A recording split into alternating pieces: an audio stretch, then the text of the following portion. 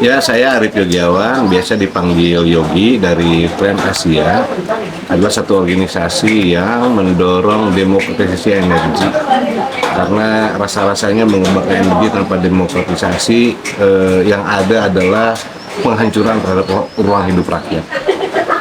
Saat ini masih banyak solusi palsu, ada beberapa dorongan untuk melakukan transisi energi, tetapi dia hanya fokus untuk mengendalikan emisi, tetapi juga tidak mengurangi problem-problem masyarakat. Yang ada justru nambah problem di masyarakat, baik dalam tata kelola atau pengembangan energinya, teknologi dan lain sebagainya. Pertama, bisnis energi kita itu berlumur dengan agenda-agenda oligarki, jadi sangat kuat dengan kepentingan oligarki. Kalau misalnya konstitusi itu mendorong kedaulatan rakyat, itu seperti hal yang jauh gitu ya dari transisi energi, karena tadi faktor tadi. Yang kedua, dalam konteks distribusi masih ada aktor yang memonopoli tunggal gitu ya. Katakanlah satu badan perusahaan yang memonopoli distribusi secara tunggal, disupport habis-habisan oleh negara, oleh APBN dan lain sebagainya. Yang ketiga, harga. Di ujung banget kan kita harus ngomong harga, BBM masih mahal dan lain sebagainya. Jadi di hulu sumber energinya bermasalah, ya kan, masih menggunakan fosil, masih menggunakan solusi palsu, distribusinya juga dimonopoli oleh satu BUMN tertentu, distribusinya juga masih mahal. Kalau misalnya bicara transisi energi hari ini, misalnya sangat erat dengan istilah hilirisasi di berbagai sektor. Baterai misalnya, penggunaan baterai dan sebagainya. Baterai itu adalah cerita bagaimana kerusakan ruang-ruang hidup bagi masyarakat di wilayah Sulawesi, Maluku, ya, dan lain sebagainya.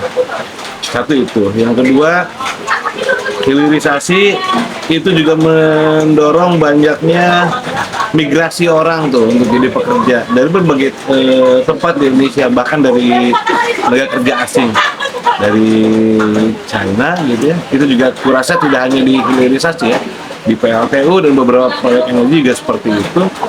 Tetapi mereka ditempatkan pada situasi kerja yang buruk gitu, bukan pada situasi kerja yang juga bagus. Dan kemudian dihadap-hadapkan ketika terjadi konflik dengan masyarakat, misalnya seperti itu di masyarakat sekitar. Itu yang kedua dari sisi tenaga kerja. Yang ketiga, dia tidak mengabaikan mengabaikan beberapa hal seperti pencemaran, asal-usul sumber energinya. Kira-kira itu tuh kalau bicara solusi palsu. Tantangan paling besar kalau menurut saya satu adalah terlalu banyak mitosnya, faktanya. Jadi mitos yang dikembangkan oleh negara dan pelaku bisnis energi itu sudah sangat luar biasa banget, sehingga banyak orang juga tenggelam dalam mitos tuh. Tetapi dia tidak melihat fakta-fakta di balik mitos tersebut. Contoh tadi, transisi energi berkeadilan. Seolah-olah betul berkeadilan karena ada istilah misalnya green job gitu. Tetapi mereka juga tidak pernah menggali dari aspek tenaga kerjaan misalnya. Green job yang diharapkan itu seperti apa? Apakah sudah sesuai dengan ide-ide dari teman-teman kerja? Itu salah satu contoh aja. Belum lagi bicara emisi green jobnya. Mobil listrik dan lain sebagainya. Padahal mobil listrik itu ceritanya tadi itu cerita tentang penghancuran ruang hidup di Maluku dan Sulawesi. Begitu.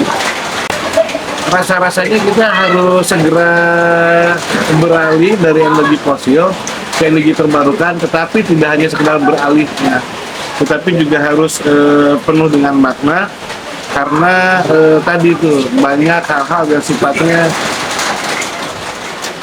solusi palsu, banyak hal yang sifatnya mitos gitu.